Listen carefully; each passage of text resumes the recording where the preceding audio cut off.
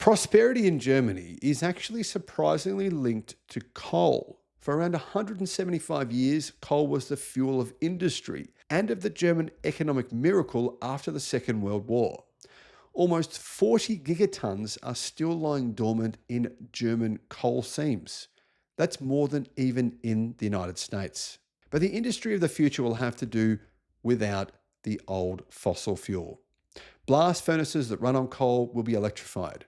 Others will be converted to green hydrogen. CO2 will be extracted from exhaust gases and stored underground. With all this, Germany does not look very good. Although around half of the electricity in Germany now comes from renewable sources, in Sweden, electricity is almost entirely green. In Germany, a megawatt hour of electricity cost just under 80 euros in 2024. In Sweden, the price is 26 euros. As in electricity, the same follows for almost everything else in Germany. Things are expensive. Labor is expensive. Everything is going up in price. And Germany is finding that on a global scale, it just can't compete. There's an election campaign going on right now in Germany. Germans are afraid. Their economy is in free fall. Now, with an ailing German economy, the parties are presenting their ideas on how to save German prosperity, how to prevent Germany from becoming basically kind of like the next Nokia. Once a very powerful company or country, I should say, and then a company that sort of fades off into obscurity. Why is this happening? Well, German businesses are no longer competitive with China's. In fact, they're no longer even competitive with businesses in the United States. Crisis meetings have been held now for numerous months, but this has been actually going on behind closed doors for years. Hello, my friends. Welcome to the channel. I'm Sam Evans. You're watching The Electric Viking. Great to have you with us. Der Spiegel has said, who will save German prosperity? Germany's gross domestic product shrank for the second year in a row in 2024. Germany is in a recession, and businesses are saying that many more businesses this year will go bankrupt, and they're likely to lay off tens of thousands of employees every single month. The mood in companies is worse than it's ever been before in Germany, say economists, and in February, the number of unemployed could rise above the psychologically important 3 million mark. There is a lot to do, from the unfinished energy transition to the struggling labor market to dilapidated infrastructure. The question is how parties intend to solve the economic challenges in the next legislative period, and whether they have even recognized these challenges and that they exist. Anyone who studies the election in Germany and its manifestos will find both enlightening and also disturbing things.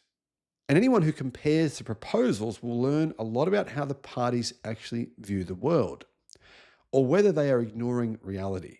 In any case, the AfD's proposal that Germany should leave the euro and get out of the European Union, like in the same way that the UK has, is beyond belief in terms of madness, says Spiegel Business.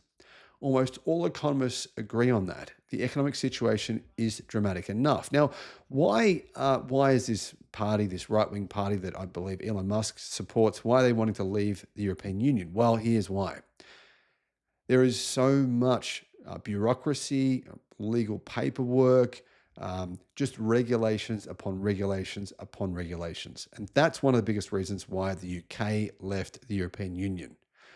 This, many businesses say, is stifling their companies, stifling economic growth. Now, some parties in Germany, they want to combat this very, very bad growth with an investment bonus, others with tax cuts. Do you remember the term made in Germany? This label has a turbulent history. It was introduced in the 19th century as kind of a stigma in Great Britain, where German entrepreneurs were considered brazen copyists at the time. Kind of like, the way that the Chinese used to copy American and Japanese products. Later, the reference to production in Germany developed into a seal of quality worldwide. Now that the German economy is in a deep crisis, politicians are using this slogan to give hope for new investments. Does anyone really care, though? about having that made in Germany brand anymore. I don't really think people do.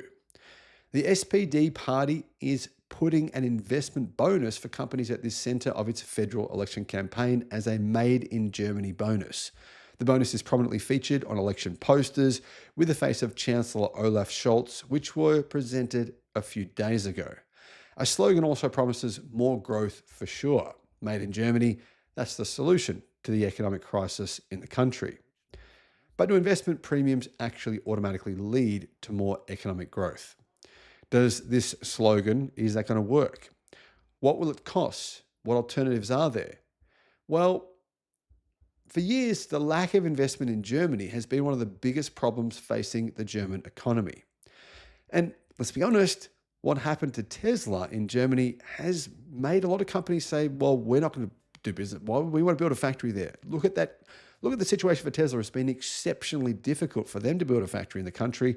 They've faced professional protesters, arsonists trying to literally burn the factory down.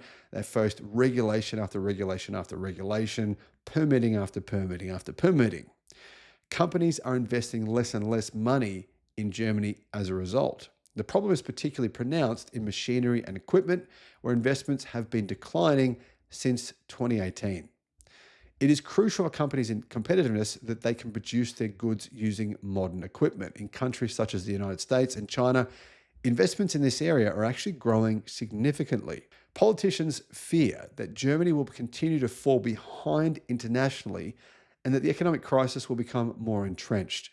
Therefore, in this situation, the Made in Germany bonus should stimulate broad-based future investments in the technologies of tomorrow, according to the draft of the SPD election manifesto. But here's the thing. Costs in Germany are exceptionally high. Wages are high, union costs are high, regulations are high, and it means that even stimulating this area of the economy is probably not the solution. The SPD wants the state to contribute to the costs when companies buy new machines and equipment. 10% of the purchase price would be subsidized directly and easily via a tax refund. The premium would be paid regardless of whether a company makes a profit or not. This idea, it's not a new one. Federal Minister of Economics and Green Party top candidate Robert Habeck had already proposed a 10% bonus for investments in October last year. In the USA, tax credits have long been a reality. They form a central part of the $400 billion Inflation Reduction Act, with which outgoing US President Joe Biden pumped money into the economy, which I think actually worked. So what's the alternative to this? Instead of refunding companies part of their taxes, they could simply reduce them. This is the approach being pursued by the CDU, CSU, and the FDP, who are calling for, among other things, a 25% cap on the tax burden on companies before the election. Currently, companies' tax burdens are high. That's another problem in Germany.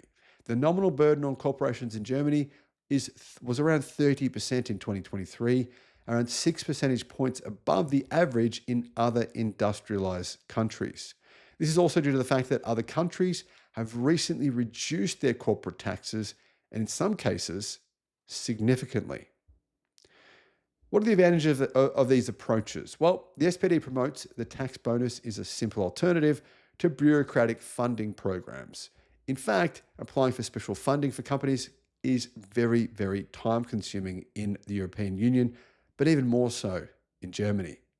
If the funds are granted without red tape, there is a risk that they will be reclaimed later, as was recently shown with the example of Corona aid. But tax bonuses could also be associated with considerable expenditure. For example, there have been discussions in the past about what exactly should count as spending on climate protection.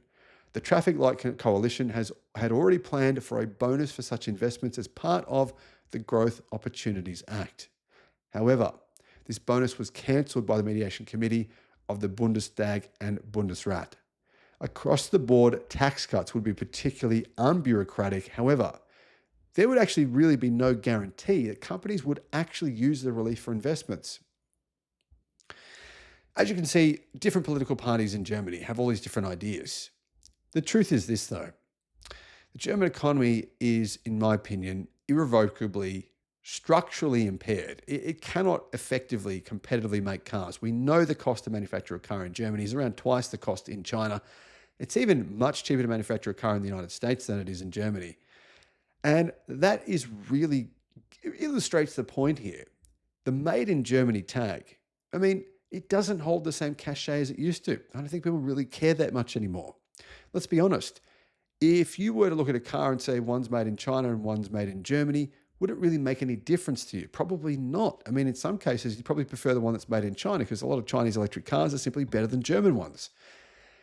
Germany has really fallen behind when it comes to their technological advantage that they used to have. The German economy doesn't really push innovation in the same way that, say, Silicon Valley does or Shenzhen in China does. It's more about being sturdy, being regulated, being structured, being on time. And that is not working in the modern economy where other companies are innovating much faster and Germany is simply falling behind on numerous areas in numerous levels. Many experts in Germany believe that BMW, Mercedes-Benz, Audi, Volkswagen, Skoda, Seat, Porsche, the big German brands are in trouble. And that some of these brands may cease to exist, may even be purchased by Chinese conglomerates. I'm not sure there's much they can do about this. I honestly believe that it's too late, but I could be wrong. Let me know what you think, guys, in the comments.